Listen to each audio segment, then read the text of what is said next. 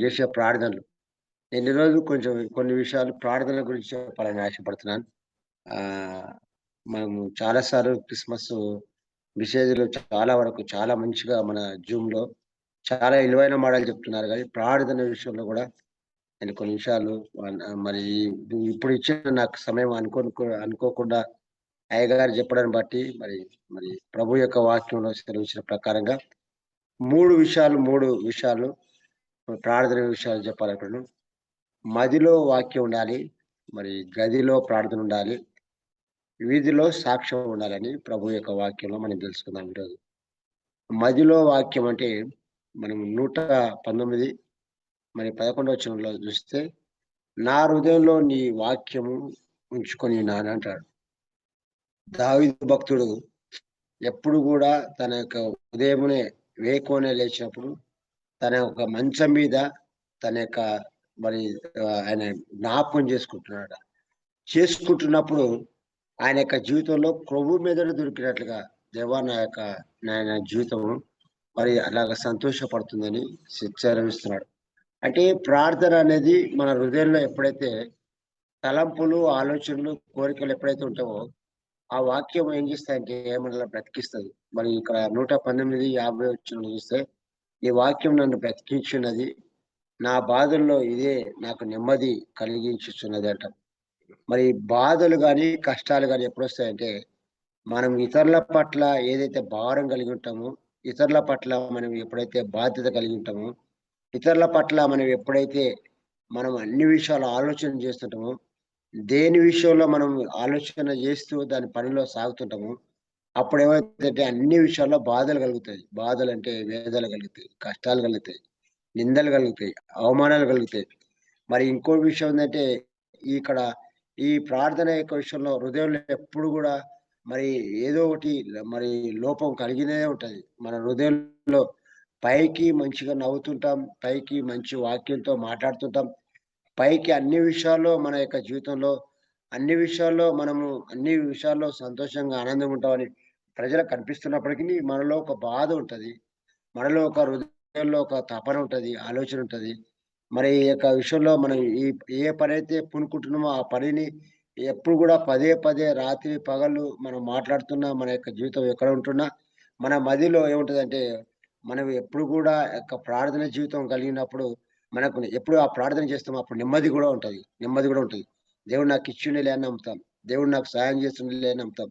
దేవుడు నా జీవితంలో గొప్ప కార్యాలు చేస్తుండులే అని నమ్ముతాం.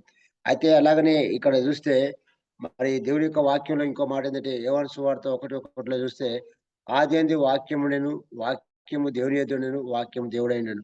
ఈ వాక్యము ఎందుకు దేవుడైయున్నాడంటే, మనం వాక్యంలో ఎప్పుడైతే ప్రార్థన చేస్తామో, ఆ వాక్యం మన లోపల ఎప్పుడు కూడా మాట్లాడుతుంటది. స్క్రీన్‌లాగా దేవుని వాక్యం ఎప్పుడు బయలుపరుస్తూనే ఉంటది. అయ్యా! మరి మన యొక్క వాక్యం చేత ప్రతిరోజు మనం దర్శనాలు చూస్తూనే ఉంటాం.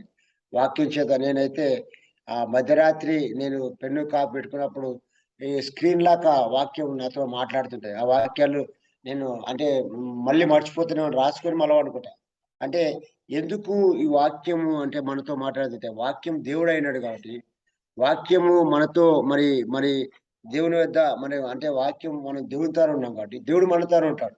ఎప్పుడైతే దేవునితోన మనం ప్రార్థన చేయడానికి అలవాటు చేస్తామో, వాక్యం మనల్ని ఎప్పుడైతే బ్రతికిస్తుందో, ఎప్పుడైతే ఈ వాక్యం మనతో మాట్లాడుతుందో, వాక్యం ద్వారా దేవుడు మనతో మాట్లాడుతున్నప్పుడు, దేవుడు మనతోనే ఉంటాడు. దేవుని దగ్గర మనం ఉంటాం. ఆ పనిని ఎవరు చేస్తారంటే, దేవుడి పని నేను చేస్తున్నానని అనుకుంటాం. అయితే ఆయన పని మనల్నే చేసుకుంటాడు. మనల్ని జేపించుకుంటారు. అంటే ఇది ఎవరైతే ప్రార్థన చేస్తుంటారో, దేవునికి సమీపంగా ఉంటారో, వాళ్ళని ప్రతిరోజు కాపాడుతుంటాడు దేవుడు. ఆయన పని కోసం వాళ్ళని కాపాడుతూ, ఆ యొక్క వాక్యం ద్వారా మాట్లాడుతూ, ఆయన మాటలతోనే మాట్లాడుతూ, మనల్ని బ్రతికిస్తూ, ఆయన జీవితంలో మనకు ఎప్పుడు కూడా తోడుగా ఉంటాడు. మనం ఏ పని చేసినప్పటికిని, ఆ పనిలో మనకు తోడుగా ఉంటాడు. మనము ఆ యొక్క తోడుగా ఉంటాడు. అంటే ఈ యొక్క ప్రార్థన మన యొక్క హృదయంలో ఎప్పుడైతే మన మదిలో ఉంటదో, ఆ ప్రార్థన ఏం చేస్తదంటే, మన జీవితంలో గొప్ప కార్యాలు చేస్తది. రెండవ విషయం ఏంటంటే, గదిలో ప్రార్థన. చాలా వరకు గదిలో బయట సంఘాల్లో, మరి సమాజంలో, మరి గుంపులతో, మరి మనుషులతో మనం ప్రార్థన చేస్తాం గానీ, మన గదిలో ఎప్పుడు ఎప్పుడు ప్రార్థన చేయాలంటే, మనం రహస్యమందున మరి మత్తయి సువార్త 6:6లో ఏమిటంటే, "నువ్వు ప్రార్థన చేయబడినప్పుడు నీ గదిలోనికి వెళ్లి, తలుపు వేసుకొని రహస్యమందున్న నీ తండ్రి మరి ప్రార్థన చూస్తున్నాడని మనం చేయాలప్పుడు." అయితే మనం ఎప్పుడైతే మనం ప్రార్థన చేసినప్పుడు, మనం చాలా సార్లు చాలా యొక్క విషయంలో మనము బాధ కలిగినప్పుడు మనం కుటుంబంతోన మన ప్రభులో పెనుగులాడాలి. మన కుటుంబంతో ఎవరు చేస్తున్నారని చూడడం కాదు గానీ, మన రహస్యమందున్న తండ్రి దగ్గర మనం ప్రార్థన చేసేవారిగా ఉండాలి. ఎప్పుడైతే ఒక అన్యులకు ఒక చిన్న వాళ్ళకి విగ్రహాలు ప్రార్థన చేయడానికి ఒక గది ఉంటది. మన కుటుంబాల్లో మరి మన యొక్క సంఘాల్లో ఉంటది గానీ, మన కుటుంబంలో ప్రత్యేకమైన గది గూడా దేవునికి ఉండాలి. మన గది ఏందంటే, మన హృదయంలో దేవునికి స్థానం ఉండాలె. మన ఇంట్లో గూడా ఒక గది ఉండాలి. ఒక గది అంటే రహస్యమందున్న తండ్రి దగ్గర మనం ప్రార్థన చేసినప్పుడు. ఒకసారి మరి మరి ఈ యొక్క విషయంలో 'భక్త సింగ్' గారు మరి ఆయన సేవ చేస్తున్నప్పుడు గోల్కొండ చౌరస్తాలో ఎన్టీ రామారావు ఉన్న పరిధిలో ఆయన యొక్క విషయంలో ఏం చేసినాడంటే, ఆ గోల్కొండ రోడ్‌ల ఆ యొక్క స్థలం ఉందని చెప్పి, ఆ ఎన్టీ రామారావుకు కావాలని చెప్పి అందరూ చెప్పారట. "అయ్యా! ఈ స్థలం అయ్యా మరి బాగుంటది. ఇంకా నువ్వు పక్కనే స్థలం కొనుక్కున్నావు కాబట్టి, ఆ స్థలం ఇవ్వాలని" చెప్పి అన్నప్పుడు, ఆ యొక్క భక్తి సింగ్ గారు ఆ యొక్క చిన్న గదిలో ప్రార్థన చేస్తాడట. ప్రార్థన చేస్తుంటే, ఆ ఎన్టీ రామారావు కారు తీసుకొనొచ్చి ఆయన ముఖ్యమంత్రిగా ఉన్నప్పుడొచ్చి, "అయ్యా! ముఖ్యమంత్రి గారొచ్చిండు" అనంటే, ఆయన ఏం చేసాడు ప్రార్థన చేస్తున్నాడు. ప్రార్థన చేస్తుంటే, "అయ్యా! మా తండ్రిని అడిగొస్తా" అని పోయిండట. మా తండ్రిని అడిగొస్తా అని చెప్పినాడట. వచ్చిన తర్వాత వాళ్ళు పిలిస్తే, "అయ్యా! మా తండ్రి కొంచెం సేపు ఆగమన్నాడని" చెప్పినాడట. మళ్ళీ పిలుస్తున్నట్టే మా తండ్రి, "అయ్యా! మరి అయ్యా కొంచెం ఆగండి" అన్న తర్వాత మళ్ళీ కొద్దిసేపు అయిన తర్వాత మళ్ళొచ్చి, "అయ్యా! మళ్ళీ పిలుస్తున్నాడంటే" "అయ్యా! మీ తండ్రిని పిలుస్తా" అన్నప్పుడు, "మా తండ్రి రానంటున్నాడయ్యా" అన్నాడట.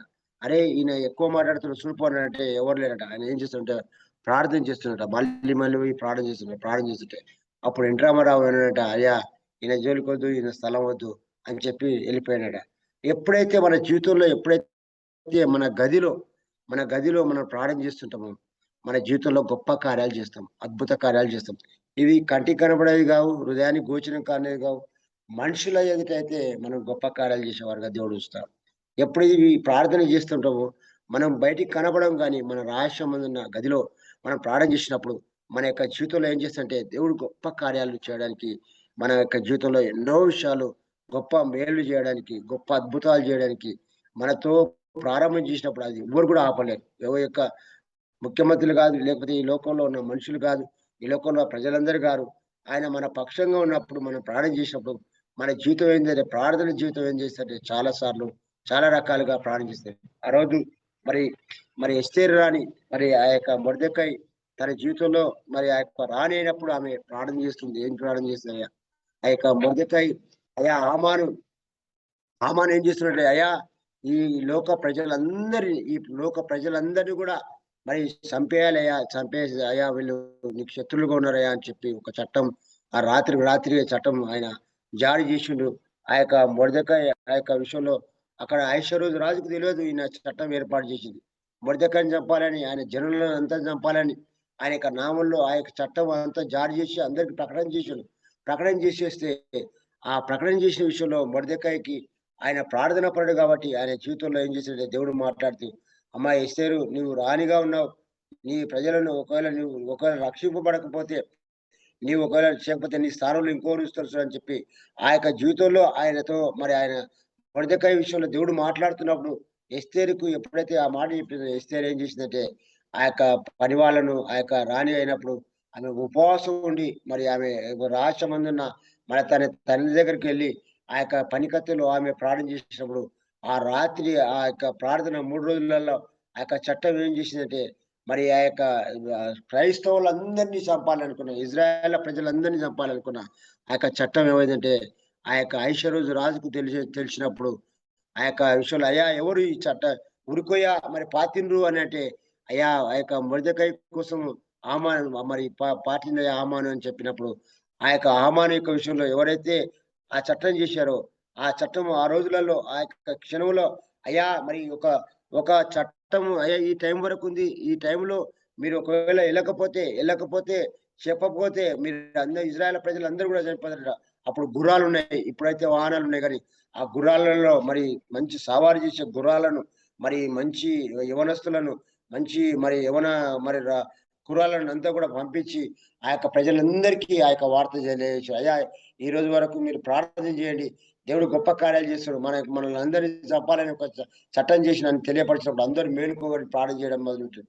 ఆ ప్రార్థన ఏం చేసిందంటే ఆ యొక్క ఎస్తేరు మరి ఆ యొక్క ప్రార్థన చేసిన తర్వాత ఆ యొక్క ఐశ్వర్యరాజు రాజు దగ్గరికి వెళ్ళినప్పుడు సత్యం తెలపడే, అమ్మా, నీ ప్రార్థన నీవు చేసే నీ భక్తి కాదు కానీ నువ్వు నాకు నచ్చినవు, నీకేం కావాలో చెప్పన్నప్పుడు, అయ్యా, నా ప్రజలను, నాయన ఇజ్రాయేల్ ప్రజలను విడిపించడానికే నాకు అని చెప్పి ఆయనతోనే మాట్లాడడం కష్టం గాని, ఆయనతోనే చెప్పడమే కష్టం గాని, దేవుడి యొక్క సన్నిధిలో ప్రార్థన చేసినప్పుడు, ఆ రాజు దగ్గరికెళ్ళినప్పుడు ఆయన మాట విని, ఆ చట్టాన్నంతా కూడా ఒక్కసారి తీర్మానం చేసిన తీర్మానం, ఆ యొక్క చట్టాన్ని మరి ఎవరు కొట్టివేయలేరు గాని, ప్రభు యొక్క సన్నిధానంలో, అయ్యా, హామానుకు ఆ చట్టాన్ని కొట్టివేయడానికి, తీసివేయడానికి నాకు అధికారం లేదు గాని, హామాను మాత్రం శిక్షించడానికి నాకు ఉందని చెప్పి, హామానును మళ్ళీ ఎవరైతే ఉరికోయ వేశాడో, ఆ ఉరికోయకు ఆయన చట్టాన్ని జారీ చేసినట్టుగా చూస్తున్నాం.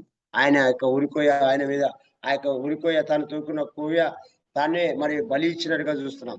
మనం కూడా మన జీవితంలో ఈరోజు మన యొక్క ప్రార్థన జీవితం ఎలాగ ఉండాలంటే, ఈరోజు ఎంబీ ప్రాపర్టీ కోసం ప్రతిరోజు ప్రార్థన చేస్తున్నాం. మరి ప్రతిరోజు ప్రయత్నాలు చేస్తున్నాం. కోట్ల చుట్టూ వెళ్తున్నాం. మరి చాలా డబ్బులు ఖర్చులు, లక్షల రూపాయలు ఖర్చు చేస్తున్నాం.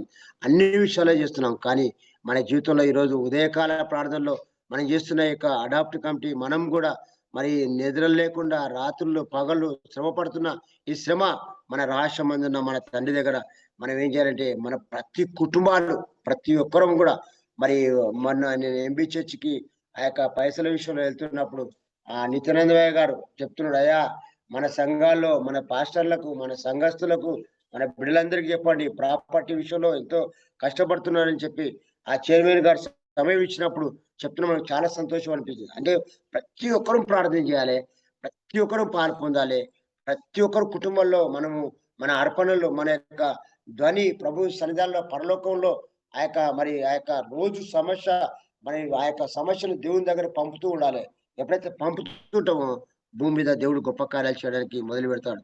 మరి ఆ యొక్క మరి రెండో రాజులు 4:4లో చూస్తాడు. అప్పుడు ఆయన నీవు నీ ఇంటిలోనికి వచ్చి నీవు నీ కుమారులు లోపల నుండి తలుపు మూసి ప్రార్థన గృహంగా మరి కనబడుతుందని చెప్పి ఆ యొక్క ఎలీషా ఆ యొక్క బిడ్డలకు చెప్తాడు. చెప్తే అప్పుడు ఏం చేశారు, వాళ్ళు ప్రార్థన చేస్తారు. ప్రార్థన చేస్తే అప్పుడు ఆ ఇంట్లోనికి వెళ్ళి, అయ్యా, మరి ఆ యొక్క కుమారులు వాళ్ళందరూ కలిసి ప్రార్థన చేసినప్పుడు ఆ ప్రార్థన జీవితంలో దేవుడు ఎలీషా పట్ల దేవుడు గొప్ప కార్యాలు చేస్తాడు. గొప్ప అద్భుతాలు చేస్తాడు. ఎప్పుడైతే మన ఇంట్లో ప్రార్థన చేయడం మొదలు పెడతామో అప్పుడు మన జీవితంలో గొప్ప కార్యాలు చేస్తాం. మనము మన యొక్క సంఘాల్లో ఎవరికైనా సమయం ఇస్తే గుంపును చూసి, మరి సమాజం చూసి ప్రార్థన చేయడం కాదు. మన రహస్యమందున మన తండ్రి దగ్గర ప్రార్థన చేయడం అలవాటు చేసుకోవాలి. మన వ్యక్తిగతంగా ప్రార్థన చేయడం అలవాటు చేసుకోవాలి. మన జీవితంలో ఎక్కువగా మరి మరి 24 గంటలు ఉంటుందంటే 2 గంటల 40 నిమిషాలు ప్రభు సన్నిధానంలో గడపడం అలవాటు చేసుకోవాలి. మన యొక్క దశమ భాగాలు కాదు కానీ మన యొక్క ప్రార్థన కూడా దశమ భాగంగా 2 గంటల 40 నిమిషాలు ప్రభు సన్నిధానంలో ప్రార్థన చేయడం మొదలుపెట్టాలి. ఎప్పుడైతే మోకాళ్ళ ప్రార్థన మన యొక్క చేస్తామో, మోకాళ్ళు నల్లబడితే మన ముఖం తెల్లబడుతుంది. మన జీవితం ప్రకాశంగా ఉంటది. మనం ఆరోగ్యంగా ఉంటాం. మరి ఈ ప్రార్థన ఏం చేసినట్టే చాలా వరకు మరి భక్తులు ఈ యొక్క జీవితంలో యేసు ప్రభు కూడా ఆయన యొక్క జీవితంలో తన తండ్రి దగ్గర ఎప్పుడు కూడా ప్రతిరోజు మరి సన్నిధానంలో ప్రార్థన చేసేవాడు. రాత్రంతా ప్రార్థన చేసేవాడు. రాత్రంతా పిడుగులాడేవాడు. బైబిల్‌లో ఎంతో మంది భక్తులను చూస్తున్నాం. ప్రార్థన, ప్రార్థన, ప్రార్థన, ప్రార్థన జీవితంలో చూస్తున్నాం. మన ప్రార్థన జీవితంలో ఈరోజు గొప్ప కార్యాలు చేయడానికి కారణం ఏంటంటే మన ప్రార్థన ఉండాలి. ఇంకోటి ఏంటంటే మూడవదిగా మన జీవితంలో ఏంటంటే వీధిలో సాక్ష్యం ఉండాలి. వీధిలో ఏప్రిల్‌కి రాసిన పత్రిక 11:4లో చూస్తే, ఆదికాండం 4:4లో చూస్తే ఏబేలు యొక్క నీతిమంతుడుగా ఉన్నాడని సాక్ష్యం చెప్తాం. ఏబేలు ఎందుకు నీతిమంతుడైనంటే ఆయన వీధిలో ఆయన యొక్క అర్పణలు ప్రభు సన్నిధానానికి తీసుకొని వచ్చినప్పుడు ఆయన యొక్క అర్పణ ఆయన యొక్క జీవితంలో అందరినీ సంతోషపెట్టాం. మొదటిగా పుట్టిన మరి ఈ యొక్క ఏబేలు కయీను యొక్క సంతానంలో మొదటిగానే వారి యొక్క అన్నదమ్ముల కొట్లాటలు, జగడాలు పుట్టించినట్టుగా బైబిల్‌లో చూస్తాం. మొదటిగా హత్య చేసిన వాళ్ళు ఎవరంటే మరి ఈ యొక్క మరి కయీను ఏబేలు చంపినట్టుగా చూస్తున్నాం. కానీ ఈ యొక్క ఏబేలు యొక్క జీవితంలో సాక్ష్యం ఏంటంటే, ఏబేలు ఎప్పుడైతే నీతిమంతుడుగా ఉన్నాడో, ఏబేలు గొప్ప సాక్ష్యం కలిగిన వాడుగా ఉన్నాడో, ఏబేలు తన యొక్క జీవితంలో ఎంత గొప్ప కార్యాలు చేసిననేది మన బైబిల్‌లో లేదు గానీ, ఆయన ఏం చేశాడంటే నీతిని కాపాడుకున్నాడు. ఆయన యొక్క అర్పణలు కాదు గానీ, ఆయన హృదయంలో ఏం చేసినట్టే నేను దేవునికి ఏమి ఇస్తే మంచిది, ఏదైతే ఇస్తే దాన్ని ఇష్టపడతాడు అని చెప్పి హృదయంలో ఎప్పుడు కూడా ఆయన మాట చెప్పినప్పటి నుంచి కూడా ఒకటే ఆయన యొక్క హృదయం అంతా కూడా ఏం చేస్తుందంటే వెతుకుతుందంట దేవుని కోసం. ఆ యొక్క హృదయాన్ని దేవుడు చూశాడు.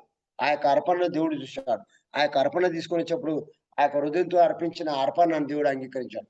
ఎప్పుడైతే మనం కూడా చాలా సార్లు చాలా రకాలుగా మనము మన యొక్క జీవితంలో మన అర్పణలు మనుషులకు కనబడాలి కాదు కానీ మనుషుల రహస్యమందున తండ్రి చూస్తున్నాడని చెప్పే అర్పణలు మన కానుకలు ఉండాలని ప్రభు చెప్తుంది. మరి చాలా సార్లు శాస్త్రులు పరిచయాలు ఏం చేస్తున్నారంటే ఏదన్నా ఒక్కటి చేస్తే వాళ్ళు వీధిలో అందరికి వినబడినట్లుగా చేస్తుంటారు, వీధిలో కనబడినట్టుగా చేస్తున్నారు, వీధిలో అందరికి ప్రచారమైనట్టుగా చేస్తారు. మనం కూడా మన యొక్క సంఘాల్లో కానీ మన కుటుంబాల్లో కానీ ఈరోజు క్రైస్తవులుగా పిలువబడుతున్న మనం ఈరోజు నిరుపేదలు, దిక్కులేని వారు, అనేక సేవకులు, అనేక బిడలు మనల్ని ఆశించే వారుగా ఉన్నారు. మన దగ్గరికి వచ్చే వాళ్ళుగా ఉన్నారు. వాళ్ళకి రహస్యమైన తండ్రి దగ్గర మనం చూస్తున్నారని ఆ యొక్క మరి మా యొక్క ప్రార్థన జీవితం కలిగి ఆ యొక్క వీధిలో మనం మంచి సాక్ష్యం కలిగిన వారుగా ఉండి ఆ యొక్క జీవితాన్ని కాపాడుకున్నట్లయితే మన జీవితంలో ఏం చేస్తాడంటే దేవుడు గొప్ప కార్యాలు చేస్తాడు. ఒక ఆయన మరి ఆ మూడో యోహాను మరి 1:3 చూస్తే గాయు అనేట ఆయన ఏం చేశాడంటే ఆయన నీ సత్య ప్రవర్తన గురించి నేను సాక్ష్యం చెప్పగా విని నేను బహుగా సంతోషిస్తున్నాను అంటాడు. పౌలు గారు అప్పటికే జైల్లో ఉన్నాడు. ఆయన జైల్లో ఉంటే ఆ యొక్క గాయు అనేట ఆయన ఏం చేసింటే సత్యం కోసం ఆయన పోరాడుతున్న వాడుగా ఉన్నాడు. నీతిమంతులుగా పోరాడుతున్న వాడుగా ఉన్నాడు. ఆయన యొక్క సాక్ష్యము మరి మనుషుల దగ్గర మంచి సాక్ష్యం కలిగిన వాడుగా ఉన్నాడు. వెలుపటి వారి చేత మరి సంఘం ఎదుట సమాజం ఎదుట మంచి సాక్ష్యం కలిగిన వాడుగా ఉన్నాడు. ఆ సాక్ష్యము మరి ఇతరులు చెప్తున్నప్పుడు ఆ యొక్క పౌలు గారికి చెప్తున్నప్పుడు ఆయన లేఖ రాసిన అయా గాయు నువ్వు చేసే సత్ప్రవర్తన, నువ్వు చేసే నీతి క్రియలు, నువ్వు చేసే మంచి పనులు, నీ యొక్క జీవితాన్ని నువ్వు కాపాడుకుంటున్న విధానం చూసి ఇతరులు చెప్తున్నా కానీ నేను వింటున్నాను అంటాడు. మన యొక్క జీవితంలో ఎప్పుడైతే మనం ఏం చేయాలంటే మనం వీధుల్లో మన గురించి మనం కాదు కానీ ఇతరులు మన గురించి చెప్పేది మనకు ప్రభు యొక్క సన్నిధిలో. ఈరోజు మరి ఈ యొక్క అడాప్ట్ కమిటీలో మరి అయ్యగారు గంధంపాలయ్య గారు వాస్తవికంగా ఆయన శ్రమ పడుతున్న శ్రమ మనమే సాక్షులం. మనమే అయ్యా ఉదయం లేస్తేనే అయ్యా మా కాన్ఫరెన్స్ ద్వారా మంచి వాక్యము, మంచి ప్రార్థన, మంచి జీవితం మేము చేసే ప్రార్థనలు దేవుడు వింటున్నాడనే సాక్ష్యం ఆయనే కాదు కానీ మనం ఇతరులకు చెప్పేవారుగా ఉండాలి. అయ్యా మనం అందరం కూడా ఒకరినొకరం భుజం తట్టి, ఒకరొకరం ఎన్ను తట్టి, ఒకరొకరం మనం పోరాడి, ఒకరొకరు ప్రార్థన చేసి మన మన ప్రాపర్టీని మనం కాపాడుకుంటూ, మన విలువలను మనం కాపాడుకుంటూ, మన సాక్ష్యాన్ని మనం కాపాడుకుంటూ, మన జీవితంలో ఎన్నో గొప్ప కార్యాలు చేయడానికి మనం కట్టుట పూనుకుందాం రండి అని చెప్పి మనం ఒకరినొకరు బలపరుచుకుంటుంటే మన సాక్ష్యాన్ని బట్టి, మన ఐక్యతను బట్టి, మన యూనిట్ని బట్టి, మన జీవితాన్ని బట్టి మరి ఏం చేస్తాయంటే ఇతరులు మన దగ్గర రావడానికి ఇష్టపడతాడు. ఈ యొక్క గాయు విషయంలో కూడా అలాగనే ఉన్నది. మరి ఆ యొక్క మరి ఏబేలు యొక్క సాక్ష్యం అలాగనే ఉన్నది. మన మన జీవితంలో కూడా అలాగ ఉండాలని ప్రభు సెలవిస్తున్నాడు. అందుకోసమే ఈ యొక్క మాటలు వింటున్న నీవు నేను కూడా మనం చాలా వరకు క్రిస్మస్ మంచి మంచి మాటలు వింటుంటాం కానీ మన జీవితంలో ఏం లేదంటే ప్రార్థన ఎప్పుడైతే ప్రపంచంలోనికి ఈ భూమి నుంచి తీసుకుపోయే ఒకటి ఏంటంటే మనం దేవుని స్తుతించే స్థుతిలో గుంపులో మనం ఉండాలంటే మన యొక్క సాధన ఏముండాలంటే మన ప్రార్థన జీవితం ఉండాలి. ప్రభు దగ్గరికి మనం ఏం తీసుకోవాలంటే మన మోకాల ప్రార్థన, మనం స్తుతించే స్థుతులు, మనం స్తుతించే ఆరాధన, మనం ఆరాధించే ప్రభు సన్నిధానంలో గడిపే సమయం, ఈ సమయాన్ని మనం తీసుకొని పోతాం. ఈ యొక్క విలువైన సమయంలో దేవుని సన్నిధానంలో మనం ఏం చేయాలంటే మరి యాకోబు ఏ విధంగా రాత్రంతా పెనుగులాడాడు, మనం కూడా రాత్రి అనక పగలనక మనం పెనుగులాడుతూ ప్రభులో ప్రార్థన చేసినట్లయితే మన జీవితంలో ఎన్నో గొప్ప కార్యాలు చేస్తాం. ప్రార్థన చేసిన భక్తుల జీవితంలో ఎంతో మంది మన యొక్క బైబిల్లో చూస్తున్నాం. ఎంతో మంది ఎన్నో విషయాల్లో మరి మరి మరి దేవుడు గొప్ప కార్యాలు చూస్తున్నట్టుగా చూస్తున్నాం. ఈ రోజు కూడా మనం మన యొక్క జీవితంలో ఏమనంటే మదిలో మన వాక్యం ఉండాలి. మదిలో మన వాక్యం ఉండాలి. తర్వాత గదిలో ప్రార్థన ఉండాలి. తర్వాత మన మన జీవితంలో ఏమంటే వీధిలో మంచి సాక్ష్యం ఉండాలి. ఎప్పుడైతే ఈ 3 విషయాల్లో మనం కలిగి ఉంటామో మనం క్రిస్మస్ నిజంగానే మన జీవితంలో ఏం చేస్తామంటే అందరికీ దేవుని యొక్క సన్నిధానంలో క్రిస్మస్ అంటే ఆరాధించే జీవితం మన జీవితంలో ఎప్పుడు ఉంటది. క్రిస్మస్ అంటే ఆనందాన్ని పంచేదిగా ఉంటది. మరి ప్రజలందరికీ తెలియపరిచేదిగా ఉంటది. మరి క్రిస్మస్ అంటే మన జీవితంలో ఇంకేం చేస్తే అందరి జీవితంలో మంచి సాక్ష్యం కలిగిన వారు ఉంటాం. అయ్యా వాళ్ళు క్రైస్తవులయ్యా, క్రీస్తు అడుగుజాడలు నడిచేవారు, క్రీస్తుని పోలినవారయ్యా, క్రీస్తు సాక్షులుగా వారు అయా క్రీస్తు నిజంగా వాళ్ళ జీవితంలో చూస్తున్నాం అనే సాక్ష్యం మన జీవితంలో ఉండాలంటే మనం ఏం చేయాలంటే ఇవి చేయాలి. ఎప్పుడైతే చేస్తామో అప్పుడు నిజమైన క్రిస్మస్ ఎప్పుడు చేస్తామంటే మనం వీధిలోకి వెళ్తాం. వీధిలోకి వెళ్ళి వాళ్ళ కోసం ఏదైనా పని చేస్తాం. మరి అక్కడ వీధిలో ఉన్న తర్వాత మనం ఏం చేసంటే ఆ యొక్క మన యొక్క కుటుంబంలోనికి వెళ్ళి మన కుటుంబాల్లో అంతా కూడా ఒక మరి ప్రార్థన చేస్తున్నప్పుడు మన ప్రార్థన మన యూనిట్ని బట్టి ఒక ఐక్యతను బట్టి మన యొక్క జీవితాలను బట్టి అనేక జీవితాలు మార్పు చెందే వరకు ఉంటాం. మనం వాక్యం ఏదైతే చెప్తామో ఆ వాక్యము దేవుని మాటలు కాబట్టి అందరి జీవితంలో గొప్ప కార్యాలు చేస్తాడు దేవుడు. ఆ యొక్క విషయంలో ఎప్పుడైతే ఉంటామో మన జీవితాన్ని దేవుడు ఎంతగానో దేవుడు ఆశీర్వదిస్తాడు, దీవిస్తాడు. ఈ కొద్ది మాటలు దేవుడు దీవించి ఆశీర్వదించును గాక. ఆమేన్.